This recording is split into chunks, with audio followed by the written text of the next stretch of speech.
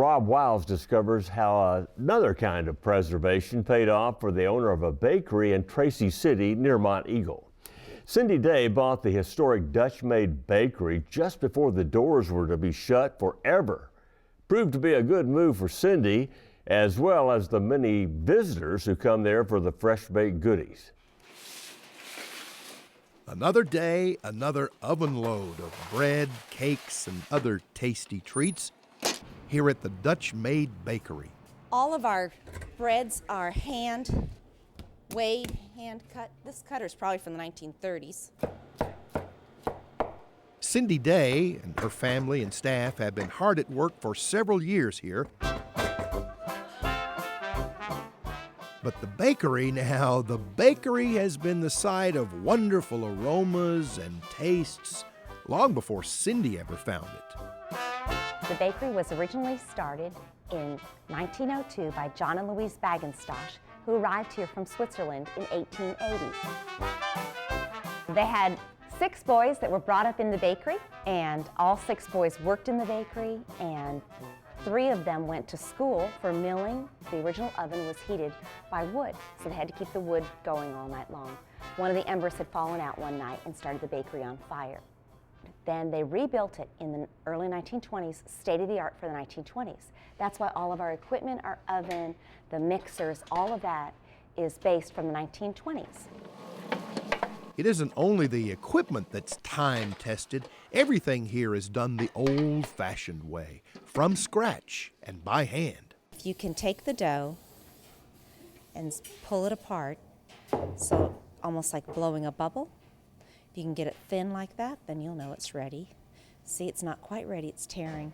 It has to rest about 5 minutes. Back in its heyday, the Dutch Maid turned out as many as 5,000 loaves of bread per day. Then, well, things changed. America changed in the 1950s. They went from wanting a firm, dense bread to wanting a nice, soft, squishy bread. But the Bagenstoshes felt like their recipes from the old country were good and that they didn't want to change those. So we still have those same old recipes, but now what we've done is we've tweaked them. And shall we say, enhanced some specialties like the Tennessee whiskey cake.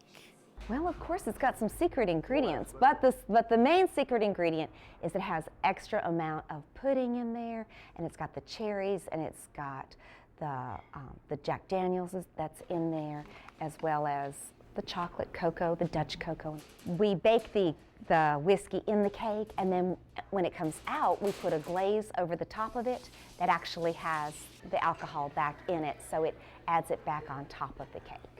How are y'all doing today? Good. How about you?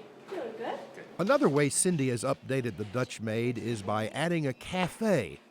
Well, they serve breakfast and lunch here every day and occasional special dinners and lots of recipes that are Tennessee favorites. Now, they'll tweak them once in a while and a little bit more than usual, especially since Cindy's got a new helper. And he's not from right around here. He's kind of from, well, east of here, and so he's not completely up to speed on Tennessee delicacies yet.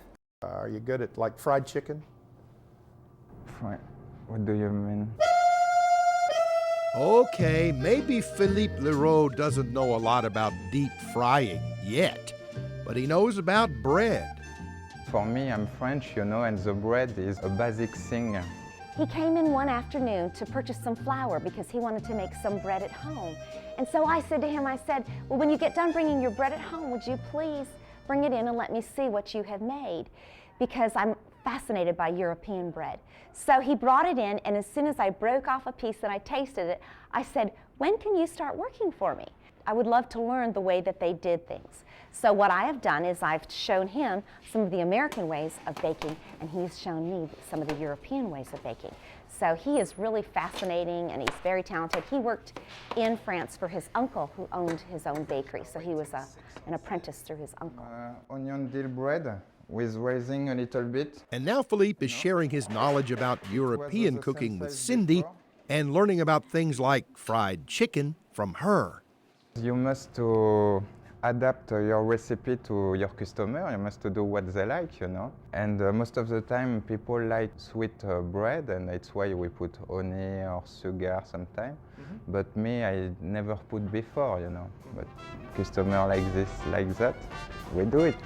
Which might be a good motto for the whole place. Cindy and the others here are doing it like it needs to be done. Tasty.